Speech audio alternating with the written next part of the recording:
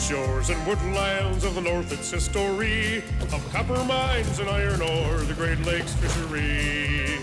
To the farmlands of the southern counties we'll look around, my friend, and all that waits the sportsman in the state of Michigan. And sometimes when the moon brings out the diamonds in the snow, and the stillness of the forest lies encased in Arctic cold, the wind might whisper through the trees, listen if you can. It tells you of the beauty in the state of Michigan. Hi there, come on in. Deer hunters, I know you are psyched up for the opening day of our 1991 deer season tomorrow. We are going to give you a psych up that won't quit. Probably the most memorable opening day that I've had, the day that I almost got that huge trophy buck.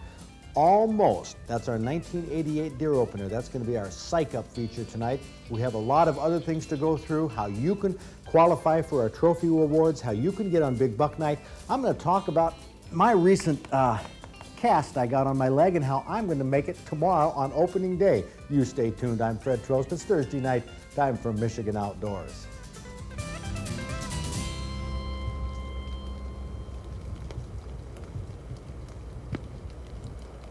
It's a buck, dude. That's right. It's a buck. Our big psych up for deer season is going to come right at the end of this show. That's where we're going to show you our 1988 deer opener, the one where, remember, my glasses got, well, they weren't fogged. Well, anyway, you'll see all about it. Big buck that I missed. Might be able to get that this year. But we're going to take our show sort of in reverse and cover a lot of territory here in the next few minutes, so hang on. First of all, we're going to start off with what is normally our guide report, I guess. This is information, this is the DNR's information, the map that they put out from their statistics. Well, I'll tell you what the DNR says at least. Here in the Upper Peninsula, these areas that are crossed both ways, these have 50 deer per square mile plus. We're talking Iron, Marquette, Dickinson, Menominee, Delta counties. Those are the hot counties here in the UP. Now this is where I hunted the past 3 years. There are an awful lot of deer up there. We've also heard there are inordinate numbers of deer in the western UP, although the DNR says, according to these marks here, somewhere between 16 and 30 deer per square mile. And of course, Houghton, Keweenaw, Gogebic counties, they say less than 15 deer per square mile. On the eastern UP, Schoolcraft has a good number of deer, 30 plus. Chippewa, Mackinac, same case. Now, we are going to find some mighty big bucks coming from the Upper Peninsula, though, on Big Buck Night. Look at the Lower Peninsula. We have 3 counties marked with 50 deer plus per square mile. On the west side, Mason County, and on the east side over here, Alcona and Alpena counties. Lots of deer, still have lots of crop damage problems up there, and we've heard reports of loads of deer up in this area. The other counties across here, 30 deer plus. This includes Roscommon County, an area that was kind of low in past years. Emmett County, Montmorency, Oscoda. In the Lower Peninsula, you can see we have, or lower part of the Lower Peninsula, quite a few. The only 2 southern counties that have more than 30 deer per square mile, Jackson and Calhoun. These areas with these hash marks have 15 plus, and the rest of the counties, you see there's quite a few here that have less than 15 deer per square mile. That's according to the DNR.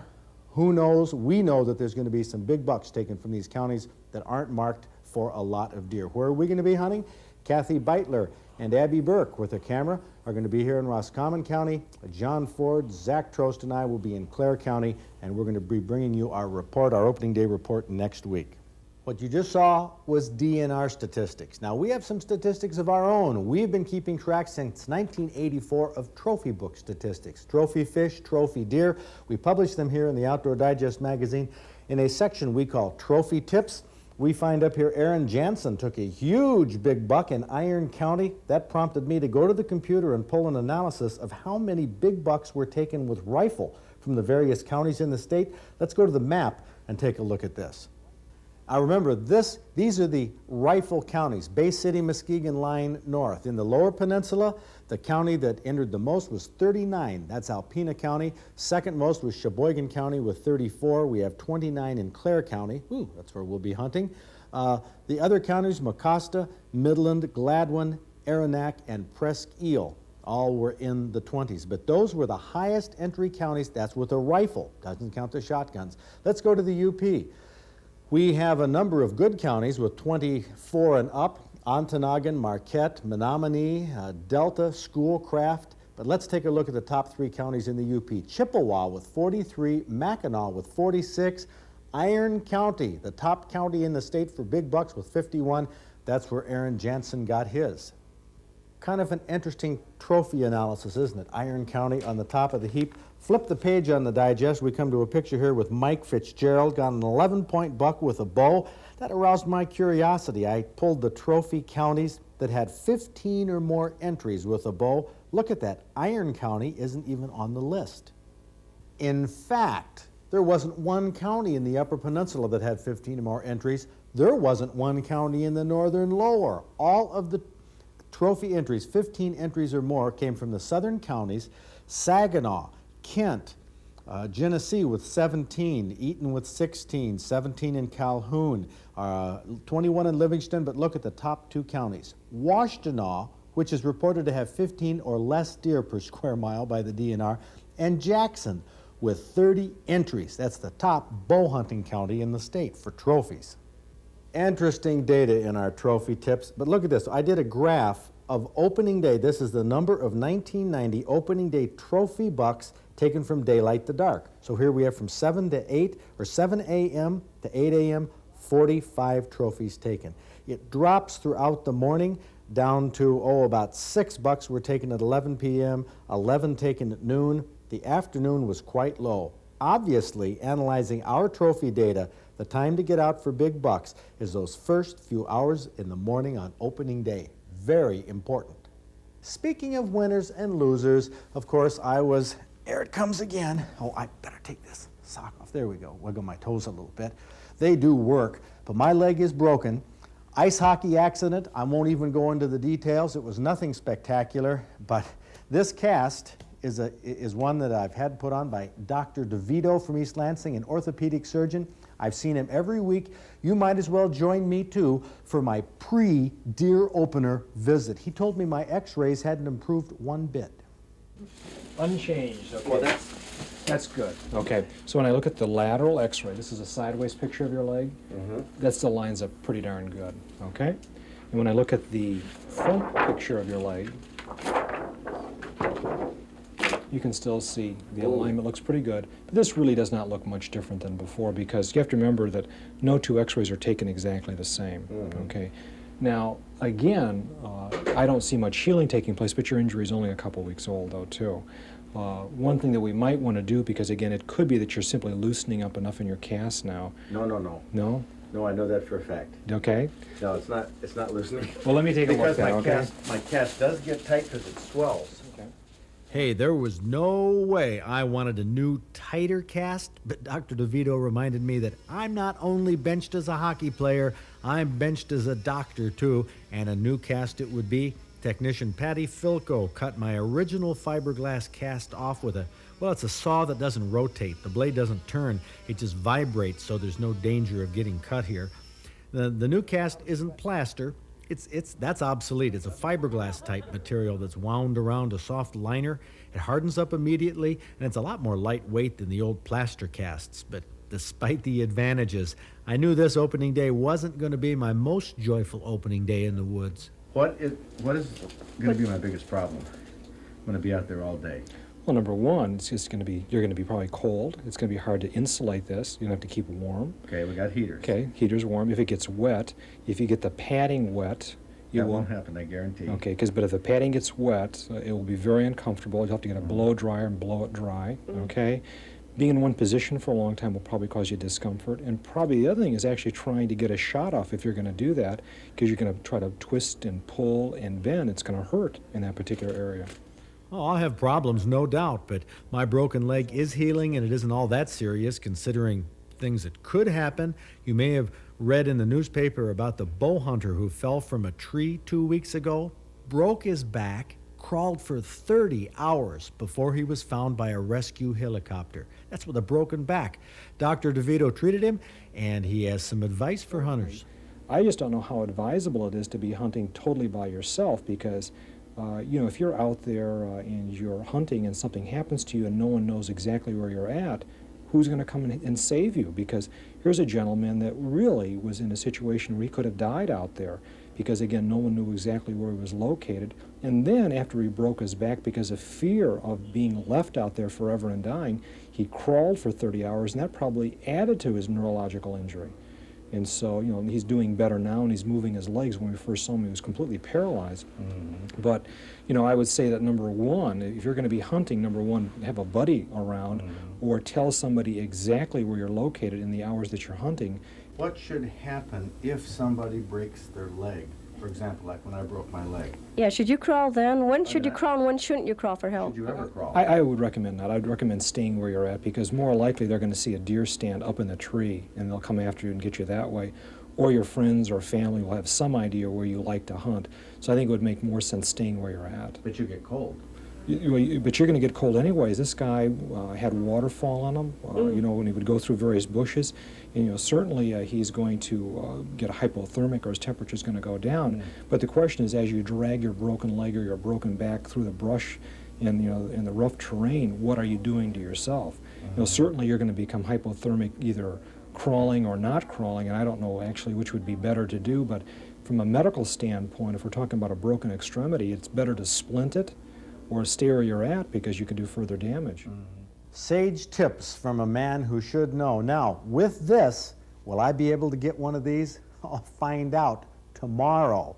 But in the meantime, we have a great venison recipe. This week's recipe is from Deborah Greenholm. She called it worm in the grass, basically because of the spinach spaghetti that goes into it. Well, the story was that her, I think it was her father or grandfather, thought it looked like worms in grass. Those little strips of elk is what we're going to use. Right. And this is very well trimmed already, so we're just going to go ahead and slice it. You need to just slice it in thin strips because you want to saute it first. Oh, boy, that is just the best meat right there. It is.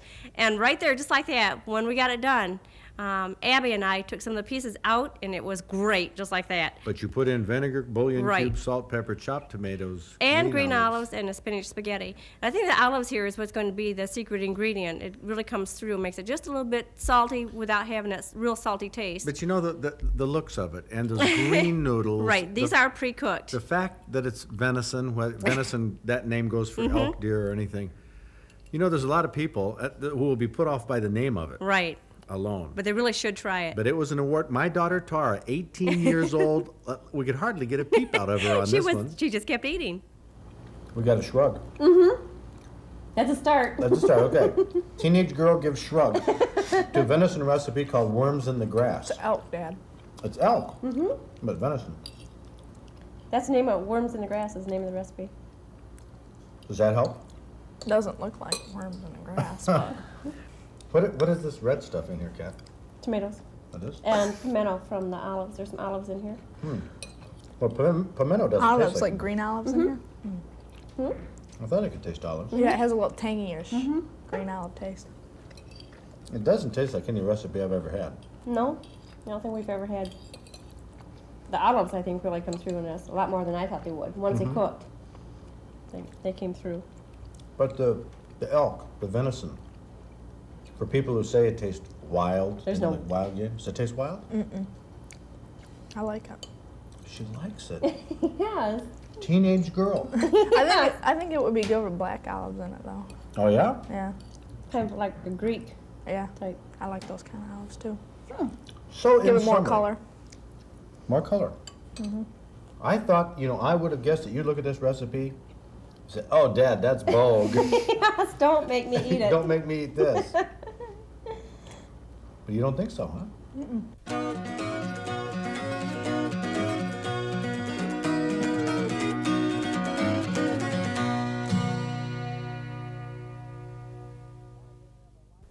Well, Tara didn't have a lot to say about that recipe, but except that she liked it. And if you like it, the address on how you can get our Outdoor Digest magazine is coming up at the end of the show.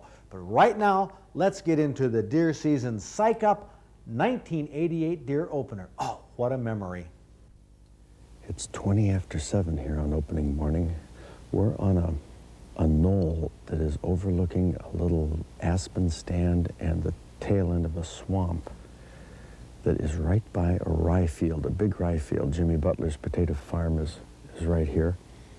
A lot of deer are in the rye field in the morning, and they move into here and through here to bed. We're on a knoll, and on this knoll, it sort of splits the deer runs. So they come from that field and they go both directions. We only saw a couple deer out in that field a few minutes ago. Nothing has moved through here since daylight. We've had some rain mixed with snow. Wind has been gusting on and off. Not bad conditions, but not the best. We need a few more deer. Well, we'll just wait them out. Well, we couldn't wait as long as we planned, though. It seemed that the weather got the best of us. Here we are, sleet, freezing rain coming down. It's only 5 after 8, but we had to abandon the blind. Our camera was getting soaked, everything was getting soaked. We didn't see any deer. So here we are out on the road, which you can see. We have a lot of sleet on the road. Not the best opening day conditions by a long shot. But we know bucks were taken, and we're going to go out and talk to some people who've had some success. Remember, that was my plan, but first, a quick check of a small swamp. Well, the rain is pelting down right now. It's only about 8:15 in the morning on opening day, and this really dampens the enthusiasm of hunters, dampens the activity of deer, and it makes it all around miserable. It's going to be tough driving getting back to the Mackinac Bridge. We're going to give this one last shot here. Now, Jeff is going to be working from that barn back through this swamp, and usually we kick out some deer. At least that's what Jimmy Butler says. We'll be kicking deer out here that may come right across this bean field. I'm going to be down in the corner. Maybe I'll get a shot at a buck. I don't know. It's our last chance, our last hope. Well, I thought at the time that this was our last hope, because I had told Bob Garner and everybody else that by 10 o'clock or so, I'd quit hunting, and John Ford and I would head across the UP talking to successful hunters. We could hear their gunshots.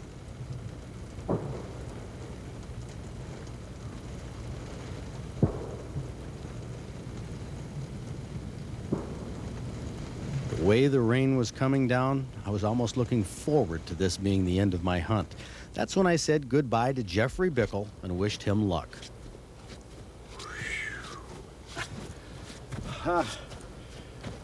Well, we squirted about, I don't know, 16, 18 deer out of there. What do you think, Jeff? Yeah. So what are you going to do the rest of the day? Well, go eat something and then head back out to the woods, probably.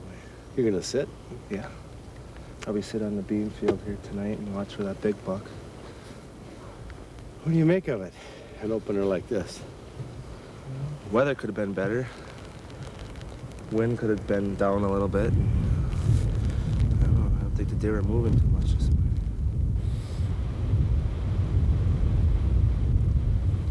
True, the deer weren't moving as much as they had been a week earlier, or even as much as they'd move if the weather was better. But before we started towards the Mackinac Bridge, John and I decided to take my gun and his camera to the edge of a rye field, you know, just for an hour or two. Even though the rain would pelt down between drizzling spells, we found the deer were active in the late morning. And since visibility was poor with the haze, I'd check for antlers through my rifle scope. Only one thing was bothering me, besides the fact that by now we were supposed to be on the road for this TV report, the problem of looking at deer through glasses that would get covered with water droplets little by little, and finding the same problem with my rifle scope that would also fog up if I closed the lens caps. Well, you can see deer okay with rain-covered glasses, but that's not the problem.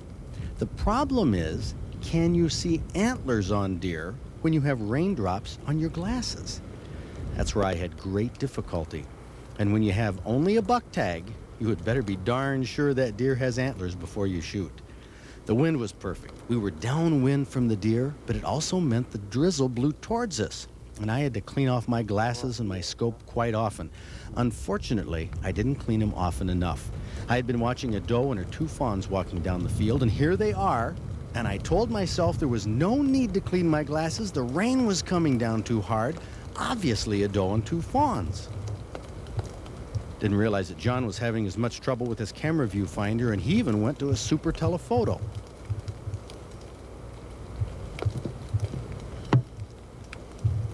On a TV screen, those antlers are obvious, but we couldn't see them until the buck got within 100 yards. I would have sworn it was a doe. It's a buck, dude. That's right. It's a buck. What? It's a buck. Where? Left. That's a buck. Yes, the 4-point. I could barely see the antlers through my glasses. John could only make out 4 points in the viewfinder. Here on TV, we saw it was at least a 6, probably an 8-point with the brow tines. By the time my rifle scope was wiped off and up to my shoulder, that buck, that big buck, the biggest buck I had ever seen on an opening day with a gun in my hand, had sauntered away. Right in front of me and all of you folks. I should have cried over that one, but you know, as I cleaned those glasses off, I was still under the impression it was only a little 4-point. Well, we decided not to leave this spot right away. In fact, we moved down the field a couple 100 yards because it seemed that more deer were coming into the southwest corner of this rye field from an adjoining swamp and aspen stand. Pretty tough visibility as it got dark and the weather closed in, but I checked every deer with clean glasses and a clean rifle scope. Time flashed by, it was getting later and later, but deer kept coming into the field, and there was no way another buck was going to slip by. I mean, no way. What would you do in a circumstance like this? I know what I did. I changed my plan. Well, you know, my plan was to leave at about 11 o'clock and go to the eastern end of the UP, the bridge, interview hunters on the way. And Bob Garner, I got to apologize to you. You're going to have to interview the hunters. I'm trapped. I can't leave the western end of the Upper Peninsula. The deer have me penned in, hemmed in. I'm afraid if I made a move, you know, it'd be all over for me. So I've got to stay here until dark. John and I decided that we've got to do this. Of course, there's got to be a buck coming out here sooner or later. We have 11 deer in front of us right now. They've been filtering out for the past couple hours. I just wish I could leave and go interview some other hunters, but I don't know, this is one of the toughest decisions of my life. No, don't believe that for a minute. It wasn't a tough decision at all. But who could blame me, though, for spending the entire opening day hunting with this many deer around? Time to check for antlers. Oh, shoot. One thing about this weather. Keeps fogging up the scope. Gotta wipe it off all the time.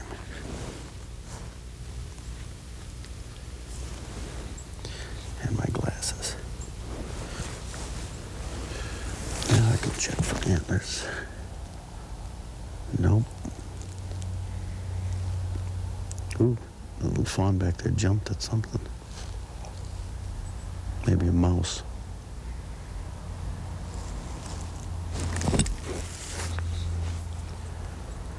Not an antler in the group. Well, I waited right down to the end, last light, cleaning off my scope, wiping off my glasses, checking for antlers on every deer that stepped into the field, rechecking every deer 2 and 3 times. That big buck taught me a lesson. The same lesson I learned over and over on opening day. Don't take anything for granted, or that big buck will slip away once again.